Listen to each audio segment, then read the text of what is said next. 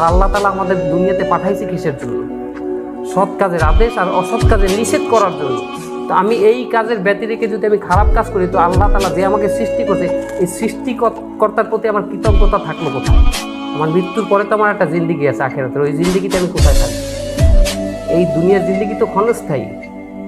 আপনি আমি আইসক্রিমের মতো জিন্দেগি যাপন করতেছি, এটা আপনি হাতে রাখবেন এটাও গলে যাবে, খাইলেও গলে যাবে, শেষ হয়ে যাবে। তো সামান্য এক জিন্দেগির জন্য আমার তো ওই 2, 4, 5 টাকা দিয়ে 1 কোটি টাকা ওইটা দিয়ে লোভানি দিয়ে আমাকে নিয়ে গিয়ে খারাপ কাজ করবে, এটা কখনো পসিবল না। আর একটা জিনিস আপনাকে বলে রাখি, এটার সাথে সাথে আপনি কোয়েশ্চেন করার আগে, আমাকে অনেকে মৌলবাদী বলে, আমি শুনছি অনেকে, কিছু নিউজ চ্যানেল বা কিছু সাংবাদিকদের আমি মুখে শুনছি, তারা আমাদেরকে মৌলবাদী বলে, যে 2 ভাই দাঁড়িয়ে আছে, 2 ভাই মৌলবাদী। ইসলামের শরীয়ত মানার জন্য যদি আমাকে মৌলবাদী বলা হয়, আলহামদুলিল্লাহ আমি মৌলবাদী। কথা বুঝতে পারছেন? আমি এই মেসেজটা এতদিন কারো কাছে দিই নাই, ফেসদা পিপুলে কেন এই মেসেজটার অ্যান্সার দিচ্ছি? এইটা আমার সেই প্ল্যাটফর্ম, যেই প্ল্যাটফর্মকে আমি জুলাইয়ের সাথে পাই।